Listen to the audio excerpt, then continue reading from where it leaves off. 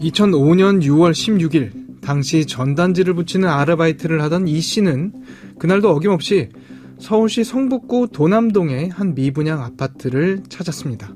그곳은 입주를 시작하기도 전에 아파트였기 때문에 아직 아무도 살지 않는 곳이기도 했죠.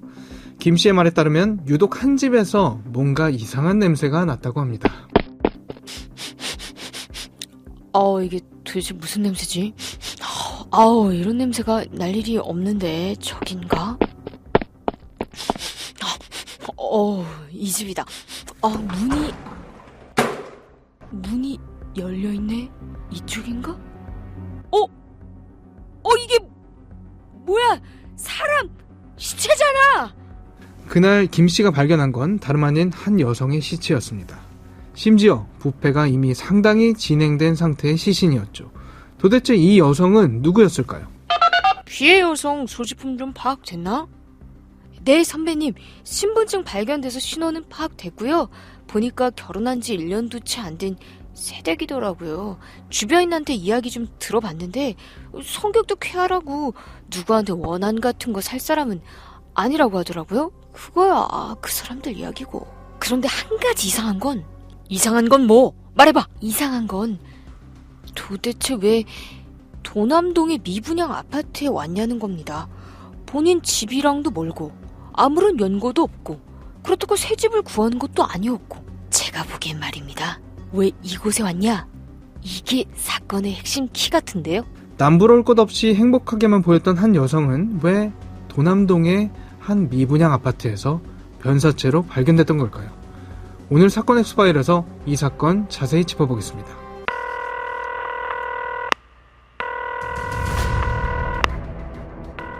사건은 보이는 것보다 가까이 있다. 이원화 변호사의 사건 엑스파일. 안녕하세요. 이원화 변호사의 사건 엑스파일 이원화입니다. 오늘도 로엘 법무법인 김수민 변호사와 함께합니다. 변호사님 어서 오세요.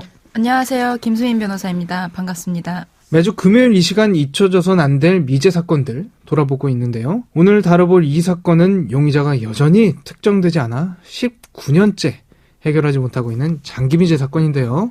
결혼한 지 2년도 채 되지 않았던 젊은 여성이 사망 사건이었죠. 네, 2005년 6월 16일 오후 청소업체 직원이 서울 성북구 도남동에 위치한 한 미입주 아파트에 들어가 홍보용 전단지를 붙이고 있었는데요. 유독 한 집에서 코를 진동하는 악취가 풍겨오기에 냄새의 진원지인 집 현관문 손잡이를 살며시 돌려보고 문이 잠겨있지 않아 집안을 살피며 냄새를 따라 안방으로 들어갔다가 안방 화장실에서 젊은 여성의 시신을 발견한 일이 있었습니다. 얼마나 놀랐을까요? 발견 당시 모습이 특히나 기이하여 상당히 놀랐을 것입니다. 젊은 여성은 원피스를 입고 있었는데요. 겉이 찢어지고 속옷은 벗겨져 발목에 걸쳐져 있었고 특이하게도 어깨에 손가방을 맨 상태였는데요.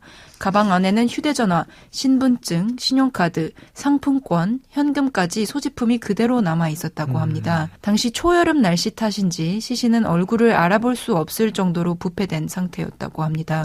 피해 여성의 신원은 좀 밝혀졌습니까? 출동한 경찰이 시신이 메고 있던 가방 안에서 신분증을 발견했는데요. 발견된 이는 2005년 6월 9일 실종된 30세의 이혜령 씨였습니다. 그 전해에 결혼한 새댁이었던 이 씨는 이미 남편에 의해 실종 신고가 된 상태였는데요. 이 씨는 지방의 한 대학을 나온 후 2001년 고려대에 편입해 2005년 초 졸업해서 2004년에는 부동산 재력가의 아들과 결혼한 신혼 부부였고 쾌활하고 명랑한 성격으로 대학 시절에는 지방 미인대에 출전하기도 한 모든 면에서 부러울 곳이 없어 보이는 젊은 여성이었습니다. 더욱이 가족들이 이 씨의 사망에 의아할 수밖에 없었던 건 이 씨가 발견된 장소는 이 씨가 사는 곳에서 멀리 떨어진 다른 지역이라 그 아파트까지 갈 이유도 그것에서 발견될 이유도 전혀 없었기 때문입니다. 일단 중요한 건 사인을 파악하는 일 같은데 당연히 부검 진행했을 테고요. 사인이 밝혀졌습니까? 시신 발견 이틀 뒤 나온 부검 결과는 상황을 더욱 곤란하게 했습니다. 국과수는 이 씨가 실종 당일인 6월 9일 사망한 것으로 추정된다고 밝혔지만 시신이 이미 너무 부패돼 사망 전 어떤 외상을 입었는지는 확인할 수 없다고 해신했던 것입니다. 그런데 화장실 양변기 뒤에 수납장 유리가 깨져 있었고 신축 미입주 아파트여서 누군가 사용하던 중 깨졌을 가능성은 희박했기 때문에 경찰은 충격에 의한 손상으로 추정했습니다.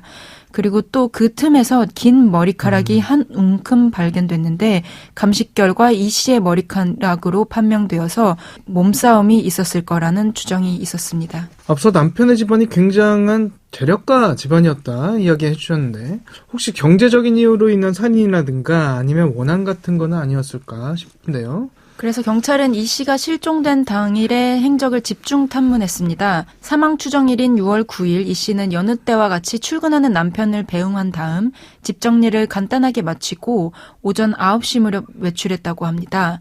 그리고 오전 11시경 한복점에서 볼일을 마친 다음 곧이어 11시 30분쯤 식당에서 도시락을 포장 구매하였는데요. 도시락을 들고 찾은 곳은 대학 시절 따르던 A 교수의 연구실이었습니다. A 교수와 함께 도시락을 먹고 헤어진 이 씨는 자원봉사를 함께 했던 후배와 통화를 마친 뒤 교내 은행에 들렀고 은행 CCTV에 의하면 오후 2시 23분 은행을 나와 지하철역 방향으로 걸어갔고 이 모습이 이 씨의 생전 마지막 모습이었습니다. 여기까지는 이상할 게 없네요. 네, 그런데 이 씨는 집으로 가지 않고 엉뚱한 곳에서 시신으로 발견되었다는 점인데요. 이 씨가 발견된 미입주 아파트는 이 씨가 졸업한 학교와 멀지 않은 위치에 있었지만 그곳은 아무 연고가 없던 곳이었고 이 씨의 집은 강남에 있었는데 집으로 가는 방향도 아닌데다가 이 씨는 결혼 전에 학교 근처에서 자취를 한 경험이 있어서 주변 지리를 매우 잘 알고 있었기 때문에 길을 헤매다가 이곳에 도달했을 리도 만무했습니다. 그렇죠. 그리고 이 씨의 소지품 중 수첩에서 미입주 아파트 근처 공인중개사 사무실 번호가 발견되기는 하였는데 당시 이 씨나 가족 누구도 새로운 집을 구하고 있지 않아 미분양 아파트를 찾을 이유가 전혀 없었습니다. 그리고 강제로 끌려온 흔적도 없어서 스스로 왔을 가능성이 높았고 다만 이 씨가 누구와 왜 이곳에 왔는지는 전혀 밝혀지지 않았습니다.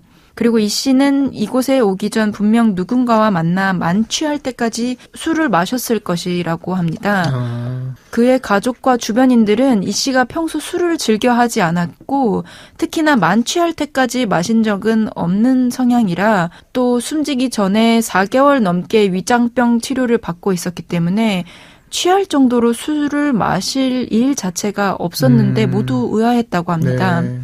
이 미제 사건의 문제는 이 씨가 학교에서 나온 후 행적이 전혀 파악되지 않았다는 점인데요. 그리고 함께 술을 마신 상대방도 누군지 드러나지 않았다는 점입니다. 당시 해당 아파트 단지에는 여러 대의 CCTV가 설치되어 있기는 했지만 입주 전이라 지하 주차장에 있는 것만 정상 작동했기 때문에 이 씨가 아파트에 언제쯤 누구와 들어왔는지는 확인할 수 없었습니다. 경찰은 원한에 의한 살인이나 청부 살인의 가능성도 열어놓고 수사를 벌였지만 의심 가는 인물이 특히 없었습니다. 이 씨의 학교 생활은 원만했고 대인관계도 매우 좋았기 때문입니다. 그래도 경찰은 이 씨의 주변 인물로 수사망을 좁혀갔고 그러다가 3명을 용의선상에 올려놓고 집중 수사를 벌였는데 경찰이 세워둔 용의자는 이 씨의 남편과 전 남자친구 그리고 A 교수였습니다. 특히 그녀가 친하게 지나던 A 교수가 집을 구해야 하는 상황이었다는 사실이 알려지면서 A 교수에게 의심의 눈길이 쏟아졌습니다. 네.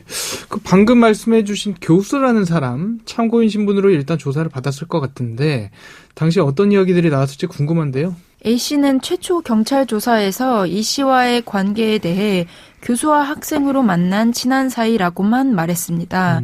그런데 어느 날 이 교수의 증언이 180도 달라지는 일이 발생하게 되었는데요. 어떤 일이 있었을까요? 경찰이 이 씨의 몸에서 범인의 DNA가 나왔다라고 하자 이 A 교수가 돌연 우리는 내연 관계였고 실종 당일에도 신체적 접촉이 있었다. 아마 내 DNA가 나올 수도 있다라고 말을 바꾼 것입니다. 네, 그런데 그러면서 A 교수는 이 씨에게 타살 정황이 있는데도 자살한 것처럼 몰아가기 위해서 자신의 컴퓨터에 이 씨가 쓴 유서가 있다고 밝히면서 암호가 걸려 있었는데 내가 도움을 받아 풀었다 하면서 그 유서를 경찰에 제출했습니다. 그러면서 유서의 내용은 시부모와의 불화 때문에 결혼 생활이 힘들었다는 것과 자신의 장례요식에 시부모님은 안 오셨으면 좋겠다라는 것이 내용이었다고 밝혔습니다.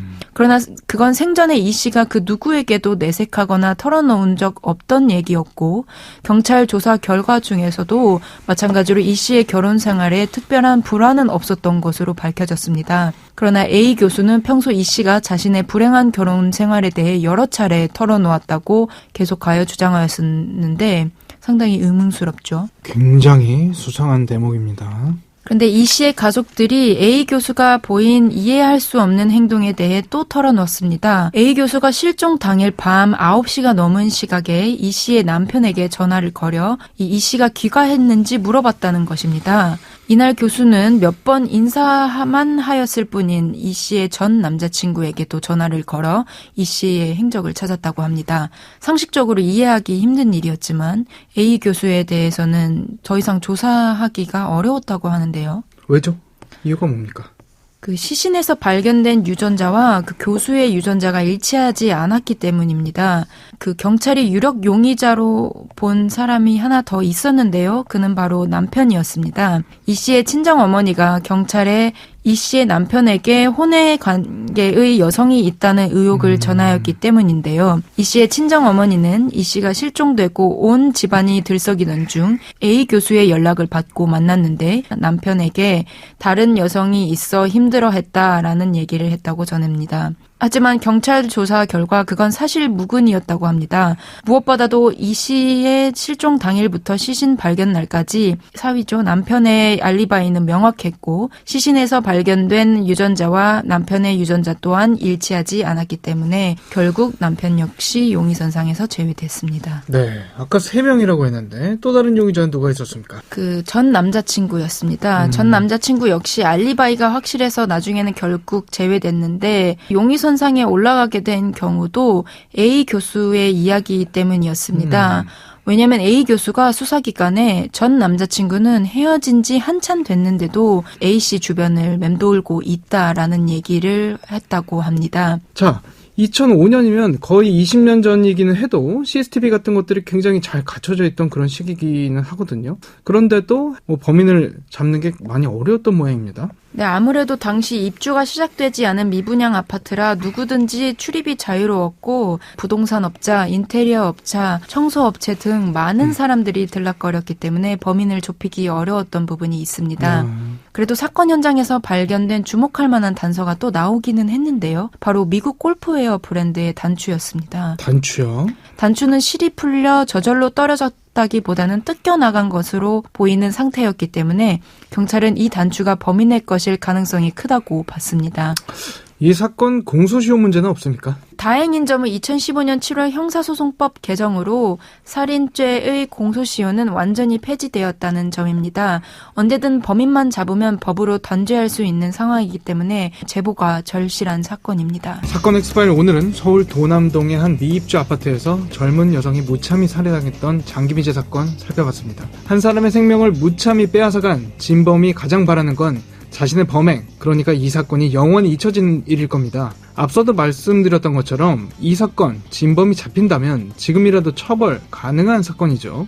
그렇기에 아주 작은 단서라도 기억하는 분들의 증언, 너무나도 간절한 상황입니다. 그리고 우리 역시 이 사건 잊지 말고 계속해서 관심 가져나가야겠죠. 오늘 저희가 준비한 내용은 여기까지입니다. 끝곡으로 잭킹콩의 바다 끝 들려드리면서 이 시간 마치겠습니다. 여러분은 모두 변호받아 마땅한 사람들입니다. 사건 엑스파일. 여러분 고맙습니다.